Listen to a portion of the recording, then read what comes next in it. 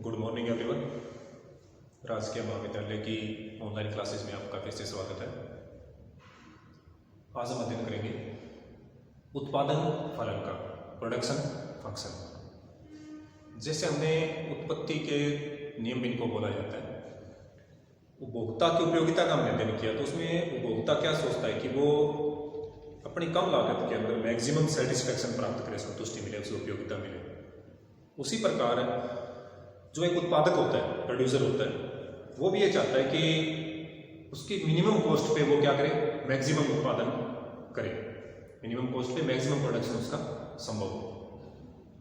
तो इसके लिए वो क्या करता है कि जो साधन वो यूज कर रहा है, जिनसे उत्पादन करेगा वो, उनका इस हिसाब से वो कॉम्बिनेशन बिठाने की कोशिश करता है कि उसके जो साधन है उनका अनुकूलतम सहयोग मिले, लागत मिनिमम हो और उत्पादन अधिकतम हो।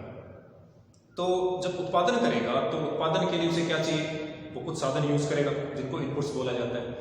उन साधनों को टेक्नोलॉजी के माध्यम से वो यूज करेगा और कुछ उत्पाद बनाएगा, प्रोडक्शन बनाएगा, जिसको हम आउटपुट बोलते हैं।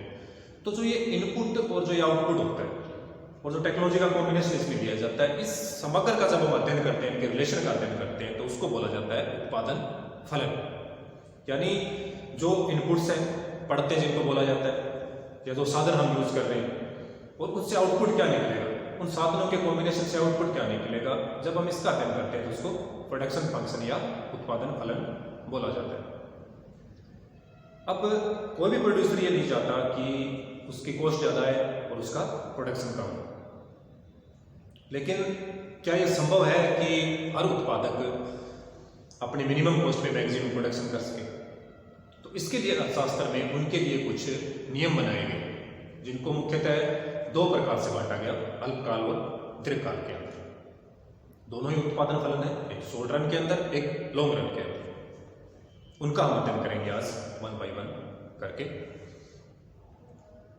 तो हम स्टार्ट करते हैं। आप आइडिया लगाइए, उत्पादन फलन, प्रोडक्शन फंक्शन। हम इसका अध्ययन क्यों कर रहे हैं? क्योंकि कम लागत पर अधिकतम उत्पादन किस प्रकार संभव हो, ये हमें उत्पादन फलन के जो है नियम वो बताएंगे कि कैसे ये संभव हो। प्रोडक्शन फंक्शन के निर्धारक तत्व भी बोला जाता है, या समझने के लिए तो क्या करते हैं, इनपुट्स जो साधन हम यूज कर रहे हैं और उनसे कुछ आउटपुट निकलेगा। जब इन दोनों के रिलेशन का हम अध्ययन करते हैं, उसको बोलते हैं उत्पादन फलन। यानी जो पढ़ते हैं और जो आपका उत्पाद बन के निकलेगा, इनके मध्य क्या रिलेशन है, यानी इनपुट्स में हम क्या चेंजेस करें कि हमारे आउटपुट में हमें पॉजिटिव चेंजेस मिले। यानी इनमें कुछ बदलेंगे तो इसमें भी बदलाव होगा ना। जो इनपुट्स आप यूज कर रहे हो प्रोडक्शन के लिए, उसमें आप कुछ चेंज कर रहे हो, तो जो आपका उत्पाद होगा वो भी चेंज होगा। इनको आप कम करोगे तो हो सकता है ये कम हो जाए, इनको बढ़ा रहे हो तो ये बढ़ जाए, हो सकता है इनको बढ़ा रहे हो फिर भी उनका उत्पादन नहीं बढ़ रहा है, ये भी संभव है। तो इनपुट्स बढ़ते हैं और आउटपुट जो आपका उत्पादन, इनके मध्य जो रिलेशन है, ये क्या कहलाता है, आपका उत्पादन फलन या प्रोडक्शन फंक्शन कहलाता है। अब इसके निर्धारक तत्व क्या हुआ, तो मैसेज क्या हुआ, इनपुट्स, और फिर हमारा आउटपुट निकलेगा। इसमें क्या चाहिए, तो आगे टेक्नोलॉजी, यानी हम कुछ उत्पाद लेंगे, रॉ मटेरियल लेंगे, उसके साथ कुछ टेक्नोलॉजी को यूज करेंगे और हमारा उत्पादन तैयार करेंगे। तो प्रोडक्शन फंक्शन या उत्पादन फलन के निर्धारक तत्व क्या होते हैं, मुख्यतः दो होते हैं। पहला लिखिए तकनीकी, टेक्नोलॉजी जो आप यूज कर रहे हैं वो। सेकंड लिखिए इनपुट्स या साधन या पढ़ते जो आप यूज कर रहे हैं, उस चीज को उत्पादन करने में जो आप काम में लेंगे, उसको क्या बोला जाता है, इनपुट बोला जाता है। अब उत्पादन के साधन जो आप काम में ले रहे हैं क्या हो सकता है, तो मुख्य रूप से क्या माने जाते हैं, उत्पादन के दो साधन माने जाते हैं, श्रम और पूंजी, लेबर एंड कैपिटल। हालांकि उत्पादन के साधन बहुत होते हैं, लेकिन मुख्य रूप से उत्पादन के दो साधन माने जाते हैं, श्रम और पूंजी, लेबर एंड कैपिटल। अब हम किसी चीज का उत्पादन कर रहे हैं तो हमारे पास श्रम है, हमारे पास पूंजी है, उनको हम चेंज करेंगे तो उसे उत्पादन में क्या होगा, आपका परिवर्तन आएगा। और इनके मध्य क्या रिलेशन है कि हम इनको कितना कितना चेंज करें, उस हिसाब से हमारा उत्पादन किस किस प्रकार चेंज हो रहा है। इनका जो रिलेशन है ये क्या कहलाता है, आपका उत्पादन फलन कहलाता है।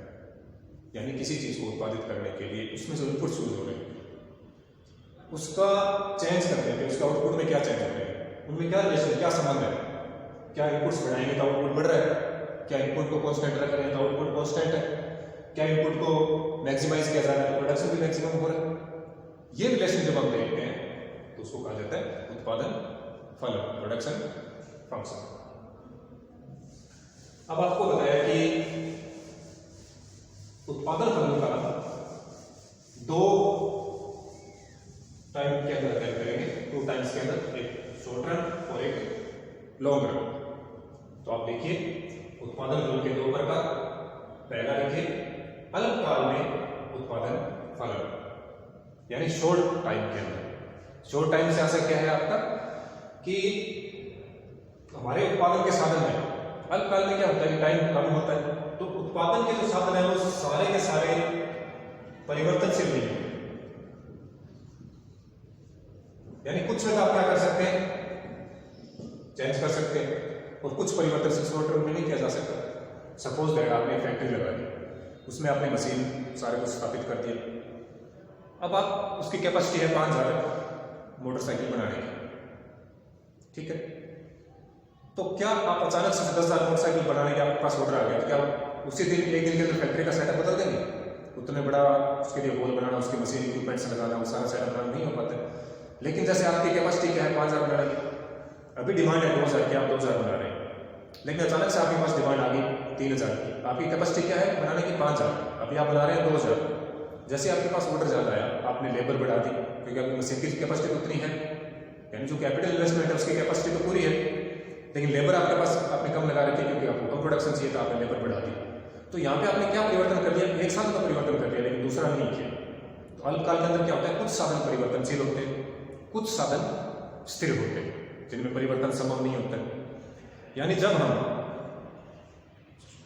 छोटे टाइम पीरियड के अंदर कुछ साधनों को स्थिर मानकर चलते हैं और कुछ साधन परिवर्तनशील होते हैं, जब इनके कॉम्बिनेशन का हम अध्ययन करते हैं तो उसको बोला जाता है अल्पकाल में उत्पादन फलन या production function in short run. और जब कुछ साधन स्थिर और कुछ साधन परिवर्तनशील होते हैं और टाइम पीरियड छोटा होता है, इसी को बोला जाता है उत्पत्ति के नियम। इसमें आप ब्रैकेट में लिख लीजिए साथ में, एग्जाम में आपको जो सवाल पूछे जाते हैं उसमें आपको लिखा मिलेगा उत्पत्ति के नियम को परिभाषित कीजिए या समझाइए। तो किसको बोला जाएगा, जब हम उत्पादन फलन के अंदर कुछ साधनों को स्थिर मान के कुछ साधन परिवर्तनशील होते हैं, जब इसका अल्पकाल के अंदर हम अध्ययन करते हैं तो उसको बोला जाता है उत्पत्ति के नियम, लॉ ऑफ रिटर्न्स। ये सारे उत्पत्ति के नियम के ही उपनाम है। इसको उत्पादन फलन बोल सकते हैं अल्पकाल में, प्रोडक्शन फंक्शन शॉर्ट रन बोला जा सकता है, लॉ ऑफ रिटर्न्स को बोला जा सकता है, उत्पत्ति के नियम इसको बोला जा सकता है। कंसेप्ट क्या समझने वाली है, अल्पकाल के अंदर कुछ साधन स्थिर होते हैं, कुछ परिवर्तनशील। कौन से साधन, जो उत्पादन के लिए काम में लिए जाते हैं। जब हम इनके सहयोग का अध्ययन करते हैं, यानी हम क्या परिवर्तन कर सकते हैं, कुछ साधन परिवर्तनशील का सहयोग बदल सकते हैं उत्पादन बढ़ाने के लिए। जब इसका अध्ययन करते हैं तो उसको बोला जाता है आपका उत्पत्ति का नियम। अब आते हैं दूसरे को, इसके प्रकार में दूसरा प्रकार इसका है दीर्घकाल में उत्पादन फलन। अब अल्पकाल में तो चलो हमारे पास टाइम कम था, हमने कुछ साधन बदले, यानी हम लेबर चेंज कर सकते थे, जो हमारी फैक्ट्री का साइड वगैरह है उसको सेटअप हम नहीं बदल सकते थे। लेकिन दीर्घकाल में लंबा टाइम पीरियड होता है, उसके अंदर आप लेबर भी चेंज कर सकते हैं, आप नई फैक्ट्री भी लगा सकते हैं, नई मशीन भी लगा सकते हैं, यानी उत्पादन के जितने भी साधन हैं उन सब में परिवर्तन संभव होता है। यानी सारे के सारे साधन इसके अंदर क्या हो जाते हैं, वेरिएबल हो जाते हैं। जबकि इसके अंदर क्या था, कुछ उत्पादन के साधन फिक्स थे और कुछ वेरिएबल। दीर्घकाल में सारे साधन ही क्या होते हैं, आपके परिवर्तनशील होते हैं। अब आपको अगर उत्पादन बढ़ाना है तो आप सारे साधन बढ़ा सकते हो, आप लेबर बढ़ा सकते हो, कैपिटल बढ़ा सकते हो, बिल्डिंग बढ़ानी है, मशीन बनानी है, सारे आप क्या कर सकते हैं, चेंज कर सकते हैं। तो जब हम दीर्घकाल के अंदर सारे साधन परिवर्तनशील होते हैं, उसके अंदर जब हम उत्पादन के इनपुट्स और आउटपुट्स का रिलेशन देखते हैं तो उसको बोला जाता है आपका दीर्घकाल में उत्पादन फलन या production function in long run.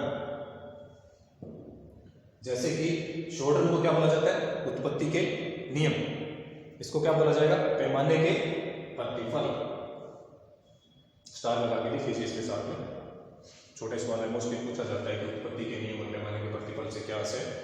तो जब हम उत्पादन फलन का शॉर्ट टाइम के अंदर अध्ययन करते हैं, जब कुछ साधन स्थिर और कुछ साधन परिवर्तनशील होते हैं, तो उसको क्या बोला जाता है, उत्पत्ति के नियम।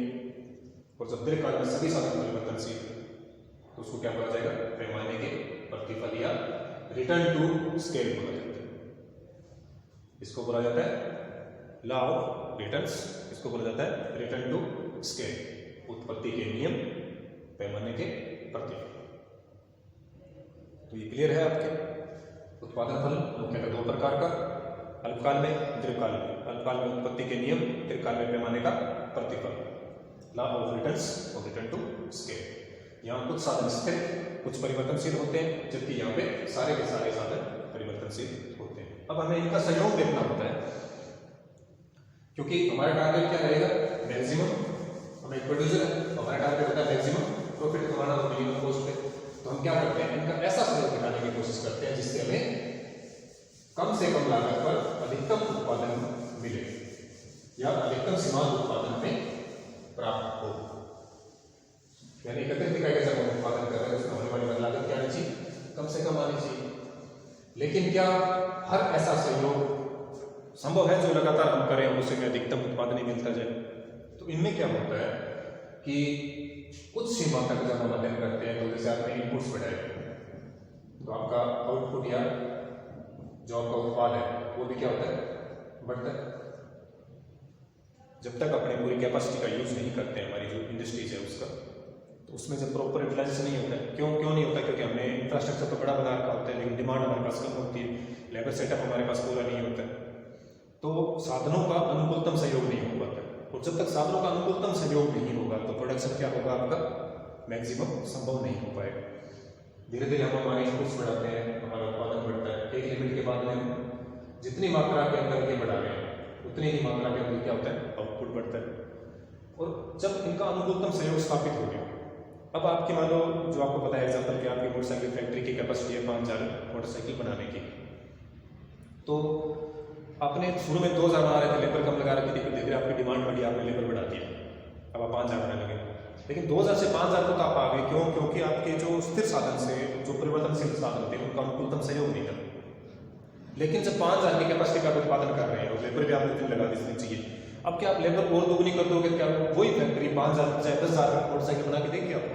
ये संभव नहीं हो पाएगा, क्योंकि उसकी लिमिटेशन ही नहीं है। सपोज दैट आप एक खेत के अंदर काम कर रहे हैं, आपके पास छोटा खेत है, उसमें आप एक आध व्यक्ति काम कर रहे हैं, अगर उसमें 2 व्यक्ति लग जाते हैं तो उसका प्रोडक्शन थोड़ा और बढ़ सकता है, 3 व्यक्ति उसमें लेबर कर रहे हैं तो और बढ़ जाएगा। लेकिन अगर पूरा परिवार ही उसके अंदर लग जाए या पूरा गाँव ही उस एक खेत के अंदर लग जाए, तो उस खेत की भी तो कैपेसिटी है ना उत्पादन करने की, उसके उपजाऊपन की लिमिटेशन है। तो यहाँ पे क्या हो गया? परिवर्तनशील साधन और स्थिर साधन, लेबर और जो लैंड है, उसमें कॉम्बिनेशन गड़बड़ा गया। तो एक लिमिट के बाद जब आप इसको बढ़ाते हैं इनपुट्स को, तो आउटपुट आपका क्या होने लग जाता है? कम होने लगता है। इन्हीं तीनों चीजों का इनको कैसे कैसे बढ़ाएं, उसका इफेक्ट क्या क्या आएगा, इसका हम अल्पकाल और दीर्घकाल के अंदर अध्ययन करते हैं, उसको बोला जाता है उत्पादन फलन। और इसी के आधार पर आप क्या क्या आएंगे इसी के अंदर? उत्पत्ति के नियम, उत्पत्ति वृद्धि नियम, उत्पत्ति समता नियम, उत्पत्ति ह्रास नियम, जिसमें हम क्या देखेंगे कि जो इनपुट्स हैं उसका इफेक्ट आउटपुट पे क्या है। अब हम देख लेते हैं उत्पादन फलन की मान्यताएं क्या है। हमें क्या क्या कुछ मान के चलना पड़ेगा, कुछ होता है ना ऐसा अन्य बातें समान रहेगी, उस हिसाब से में जब हम उत्पादन फलन का अध्ययन करते हैं तो हमारी कुछ मान्यताएं होती है। पहली आपकी कि जो उत्पादक है वो क्या करता है? सर्वाधिक उपयुक्त तकनीकी का प्रयोग किया जाता है। फर्म जो है वो पहले से एक बढ़िया क्वालिटी की टेक्नोलॉजी लेके चल रही है, फिर हम इसके अंदर अध्ययन करेंगे तो ये उत्पत्ति के जो नियम है वो लागू होते हैं। और जिस पीरियड के अंदर हम उसका अध्ययन कर रहे हैं उस पीरियड के अंदर वो फर्म है वो कोई भी उस टेक्नोलॉजी के अंदर क्या करेगी? चेंज नहीं करेगी। फर्स्ट, वो एक बढ़िया क्वालिटी की टेक्नोलॉजी यूज कर रही है। सेकंड, उस टाइम पीरियड के दौरान वो कुछ भी चेंज नहीं करेगी। सेकंड, उत्पादन साधनों में विभाज्यता है। आपके जो प्रोडक्शन के जो इनपुट्स हैं, जो साधन आप यूज कर रहे हैं, जिनको पढ़ते बोला जाता है, वो विभाज्य है, उनको डिवाइड करके यूज किया जा सकता है। साधनों की उपयोगिता इसीलिए होती है कि इनमें विभाज्यता होती है। नेक्स्ट आपका है ये जो समाधान अध्ययन कर रहे हैं निश्चित समय अवधि से संबंधित होता है। एक फिक्स टाइम पीरियड के लिए ये संबंधित होगा। ऐसा नहीं है कि ये हमेशा चलता रहेगा। क्यों? क्योंकि अल्पकाल के लिए आपके क्या हुए? उत्पत्ति के नियम, और वही चीजें दीर्घकाल में क्या हो जाएगी? पैमाने के प्रतिफल या रिटर्न टू स्केल हो जाएगा। तो ये निश्चित टाइम पीरियड के अंदर होता है। ऐसे नहीं कि आप अध्ययन तो कर रहे हैं अल्पकाल के अंदर उत्पत्ति के नियम को शर्तें लगा रहे हैं दीर्घकाल वाले पैमाने के प्रतिफल की, तो निश्चित समय के अंदर होगा। इस समय के बाद में ये अपना रिजल्ट देते हैं। अब जो आपको बताया गया था इसमें 2 टाइम पीरियड होते हैं, अल्पकाल और दीर्घकाल। अल्पकाल में क्या होता है? कुछ साधन स्थिर और कुछ साधन क्या होते हैं? परिवर्तनशील। क्योंकि सभी साधनों को एक छोटे टाइम पीरियड के अंदर चेंज करना संभव नहीं है। दीर्घकाल के अंदर आपका क्या होगा, उत्पादन के सभी साधन परिवर्तनशील होते हैं। तो ये इसकी मान्यता है जिसके आधार में हम आगे उत्पादन फलन के नियम को अध्ययन करेंगे। आज के लिए इतना ही। Thank you, have a nice day.